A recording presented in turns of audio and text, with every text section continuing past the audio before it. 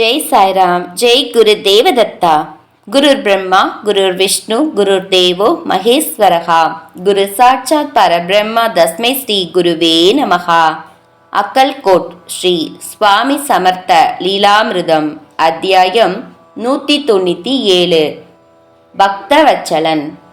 ஸ்ரீ சுவாமி சமர்த்தர் பக்தர்களுக்காகவே பிறவி எடுத்து வந்தவர். அவர் அனுப்பொழுதும் பக்தர்களின் நலனையே கருத்தில் கொண்டு லீலைகள் புரிந்து கொண்டிருந்தார். பக்தர்களை நல்வழிப்படுத்தி அவர்களை கர்ம பந்தங்களில் இருந்து விடுவிப்பது மட்டுமல்லாமல் அவர்களுடைய சிறு சிறு விருப்பங்களையும் நிறைவேற்றி எப்போதும் தன் நிழலிலேயே தாயைப் போல பாதுகாத்து வருகிறார். இந்த அத்தியாயத்தில் ஸ்ரீ சுவாமி சமர்த்தரின் லீலைகள் சிலவற்றை கதம்பமாக பார்க்கலாம். 1. காவல்கார நாகங்கள். ஒருமுறை ஸ்ரீ சுவாமி சமர்த்தர் அக்கல்கோட்டுக்கு வெளியே உள்ள ஸ்ரீ ராமச்சந்திரரின் கோவிலில் வெகு நேரத்திற்கு இருந்தார். பின்னர் ஒரு மாமரத்தின் கீழ் சென்று அமர்ந்தார். அங்கு ஒரு சுத்தமான நீருடன் ஒரு குளம் இருந்தது. அப்போது அவருடன் இருந்த சீடர்கள் அனைவரும், மகாராஜ், இங்கு சமைப்பதற்கான வசதிகள் இல்லை. மேலும் விளக்கை ஏற்றினால் காற்றில் அணிந்து கொண்டே இருக்கிறது. என்ன செய்வதென்று தெரியவில்லை. தயவு செய்து அக்கல்கோட்டுக்கு கிளம்புங்கள் என்று மன்றாடி கேட்டுக்கொண்டனர். என்னுடைய மகள் வரவேண்டும் என்று ஸ்ரீ சுவாமி பதிலளித்தார். அங்கிருந்தவர்கள் எவருக்கும் ஸ்ரீ சுவாமிகளின் வார்த்தைகளை புரிந்து கொள்ள முடியவில்லை. உங்கள் அனைவரையும் திருடனிடம் இருந்து பாதுகாக்க 4 நாகங்களை நியமித்திருக்கிறேன் என்று மீண்டும் ஸ்ரீ சுவாமி கூறினார். இவ்வாறு கூறிவிட்டு ஸ்ரீ சுவாமி உறங்கிவிட்டார். சேவகர்களும் உறங்கிவிட்டனர். நள்ளிரவு ஆனது. சில திருடர்கள் அனைவருடைய பொருட்களையும் களவாட வந்தனர். காவலுக்கு இருந்த 4 நாகங்களும் அவர்களை துரத்தி கொண்டு சென்றன.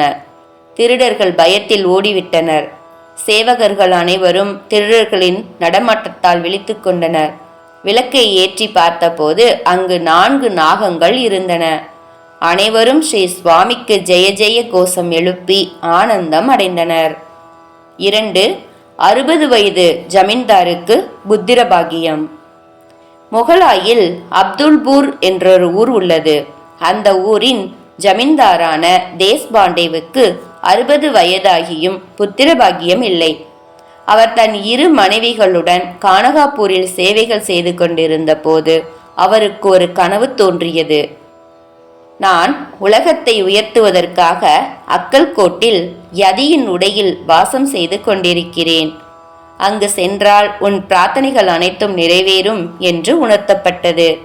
இவ்விஷயத்தை அவர் தன் மனைவிகளிடம் தெரிவித்துவிட்டு ஸ்ரீ குருவுக்கு நெய்வேத்தியம் படைத்துவிட்டு பிராமண போஜனத்திற்கு ஏற்பாடு செய்தார். பின்னர் அக்கல்கோட் பயணம் மேற்கொண்டார். அவர் அக்கல்கோட் சென்றடைந்த போது ஸ்ரீ சுவாமி பக்ததச்சரின் இல்லத்தில் இருந்தார். ஸ்ரீ சுவாமியை தரிசனம் செய்தவுடன் அவர் ஒரு அவதாரம் என்பதை தேஷ்பாண்டே உணர்ந்து கொண்டார். தன் 2 மனைவிகளுடன் ஸ்ரீ சுவாமிகளின் பாதத்தில் விழுந்து நமஸ்கரித்துவிட்டு நின்று கொண்டிருந்தார். நீ 100 ரூபாய் கொடுத்தால் கத்தரிக்காய் கிடைக்கும், 1000 ரூபாய் கொடுத்தால் யானை கிடைக்கும் என்று ஸ்ரீ சுவாமி கூறினார். ஸ்ரீ சுவாமி தேங்காயை தேஷ்பாண்டியின் முதல் மனைவியிடம் கொடுத்து அதை 2ஆம் அவளின் முந்தானையில் போடச் சொன்னார். மூவரும் ஸ்ரீ சுவாமியை மனதார வணங்கிவிட்டு பிராமண போஜனம் அளித்துவிட்டு சொந்த ஊருக்கு சென்று விட்டனர். சில நாட்களுக்கு பிறகு தேஷ்பாண்டேவுக்கு 2 மகன்களும் 2 மகள்களும் பிறந்தனர். சில வருடங்களில் தேஷ்பாண்டே முழு நிறைவுடன் இயற்கை எய்தினார். 3. பால்காரனுக்கு கிடைத்த தண்டனை. அது மக மாதம். குரு பிரதிபாடா நெருங்கிக் கொண்டிருந்தது. பால் விலை 2 மடங்காக அதிகரித்திருந்தது. மல்லு கவாலி என்கின்ற பால்காரன் பாலின் விலையை அதிகரித்தது மட்டுமல்லாமல் அதிகப்படியான தண்ணீரையும் கலந்து வியாபாரம் செய்தான். மேலும் பால் கெட்டுப்போய்க் கொண்டிருந்ததால் மக்கள் அனைவரும் தவித்துக் கொண்டிருந்தனர். அனைவரும் ஸ்ரீ சுவாமி மகாராஜிடம் தாங்கள் படும் இன்னல்களை பற்றி முறையிட்டனர். அவ்வாறு முறையிட்ட உடனேயே மல்லு கவாலியுடைய 15-20 எருமைகள் எவரையும் அருகில் நெருங்க அனுமதிக்கவில்லை. மேலும் காம்புகளில் இருந்து பாலுக்கு பதிலாக இரத்தம் வெளியே வந்தது.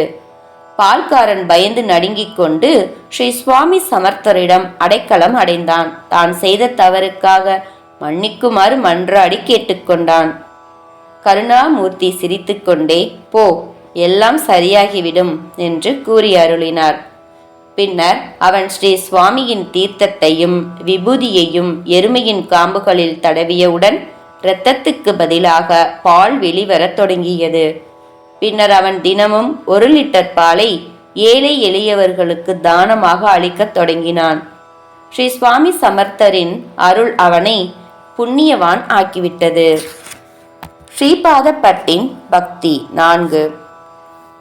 ஒரு அஸ்வினி மாதத்தில் ஸ்ரீ சுவாமி சமர்த்தர் தன் சேவகர்கள் புடைசூழ சந்திரபாகா நதிக்கரையில் அமைந்துள்ள மனூர் என்கின்ற ஊருக்கு சென்றார். அது மழைக்காலம் என்பதால் நதியில் வெள்ளம் பெருக்கெடுத்திருந்தது. அப்போது சோழப்பா, ஸ்ரீபாத பட் போன்ற சேவகர்கள் ஸ்ரீ சுவாமிகளுடன் இருந்தனர். சோழப்பா ஸ்ரீ சுவாமிகளிடம், மகராஜ், சமைப்பதற்கு தேவையான மளிகை பொருட்கள் எதுவும் இல்லை, என்ன செய்வது என்று கேட்டவுடன், நதியை கடந்து செல்வது சிரமம்தான், படகுகளும் அக்கறையில் இருக்கின்றன, யார் அக்கறைக்கு சென்று படகுகளை கொண்டு வருவார்கள் என்று ஸ்ரீ சுவாமி கேட்டார். நதியை கடந்து செல்ல நம்மிடம் பாதுகாப்பு கவசம் எதுவும் இல்லை, இந்த வெள்ளத்தில் நதியில் இறங்குவது தற்கொலைக்கு சமம் என்று சோழப்பா கூறினார். ஸ்ரீ சுவாமி சிரித்துக்கொண்டே, நம் குண்டு பண்டிட் சென்றால் கண்டிப்பாக படகை கொண்டு வந்து விடுவான் என்று கூறினார். ஸ்ரீ சுவாமி ஸ்ரீபாத பட்டை குண்டன் என்று அழைப்பார். ஸ்ரீ சுவாமி ஆணையிட்ட அடுத்த நொடியே எந்தவித மறு யோசனையும் இல்லாமல் ஸ்ரீபாத பட் ஸ்ரீ சுவாமி சமர்த்தருக்கு வெற்றி உண்டாகட்டும் என்று கூறிக்கொண்டே வெள்ளத்தில் குதித்தார். இதுவல்லவோ பக்தி, சரணாகதி. மற்ற சேவகர்கள் அனைவரும் பயந்து கொண்டே, மகராஜ், தயவு செய்து ஸ்ரீபாத பட்டை பத்திரமாக கொண்டு வந்து சேர்த்து விடுங்கள் என்று பிரார்த்தனை செய்து கொண்டனர். அவனால் எப்படி சாக முடியும்? சிறிது நேரத்தில் படகுடன் வந்து விடுவான் என்று கூறினார். ஸ்ரீ சுவாமியின் நாமத்தை நினைத்து கொண்டே ஸ்ரீபாத பட் அக்கறையை அடைந்து படகுடன் வந்தார். அனைவருடைய ஆச்சரியத்திற்கும் எல்லையே இல்லை. 5. காலரா நோய். ஸ்ரீ சுவாமி சமர்த்தர் மனூரில் தங்கியிருந்த போது அங்கு காலராவின் தாக்கம் அதிகமாக இருந்தது. தினமும் 15 இருந்து 20 பேராவது இருந்து கொண்டிருந்தனர். அந்த கிராமத்தின் தலைவர் ஸ்ரீ சுவாமியை சந்தித்து, என்னுடைய மகன் மரணப்படுக்கையில் இருக்கிறான், தயவு செய்து அவனுக்கு உயிர் பிச்சை அளியுங்கள் சுவாமி என்று கதறியவாறு பிரார்த்தனை செய்து கொண்டார். அவர் மீது மிகுந்த இரக்கம் கொண்டு ஸ்ரீ சுவாமி அவருடைய வீட்டுக்கு சென்று அவர் வீட்டு தாழ்வாரத்தில் அமர்ந்து கொண்டார். சோழப்பா ஸ்ரீ சுவாமிகளிடம், மகராஜ், அவருடைய மகன் இறந்து கொண்டிருக்கிறான், நாம் உடனடியாக கிளம்ப வேண்டும் என்று கூறி துரிதப்படுத்தினார். உடனே ஸ்ரீ சுவாமி, அவன் எங்கு இறந்து கொண்டிருக்கிறான்? அவன் உடல் முழுவதும் வேம்பு இலையை அரைத்து தடவிவிட்டு அதை சிறிது அவனுடைய வாயிலும் போடுங்கள் என்று கூறினார். உடனே அவ்வாறு செய்யப்பட்டது. அந்த சிறுவனின் உடலில் அசைவுகள் தென்பட்டது. அவன் மெதுவாக தன் கண்களை திறந்து பார்த்தான். கிராம தலைவரின் குடும்பத்தினர் அடைந்த சந்தோஷத்திற்கு எல்லையே இல்லை. அடுத்த நாள் அவர் ஸ்ரீ சுவாமிகளுக்கு நெய்வேத்தியம் படைத்துவிட்டு பிராமணர்களுக்கு போஜனம் ஏற்பாடு செய்தார். இந்த நிகழ்ச்சி நடைபெற்ற அடுத்த நாளிலிருந்து அந்த ஊரில் காலராவின் தாக்கம் குறைய தொடங்கியது. ஸ்ரீ சுவாமி சமர்த்தரின் அருள் இருந்தால் எது வேண்டுமானாலும் சாத்தியமாகும். அவர் நினைத்தால் இந்த பிரபஞ்சத்தை உருவாக்கவும் முடியும், நிர்மூலமாக்கிவிடவும் முடியும். இதை முழுமையாக உணர்ந்து கொண்டவர்கள் பாக்கியசாலிகள். ஜெய ஜெய ஸ்ரீ சுவாமி சமர்த். ஜெய் சாய்ராம். ஜெய் குரு தேவதத்தா. அனந்த கோடி பிரம்மாண்ட நாயக ராஜாதிராஜ யோகிராஜ பரபிரம்ம ஸ்ரீ சுவாமி சமர்த்த மகராஜ் கி ஜெய்.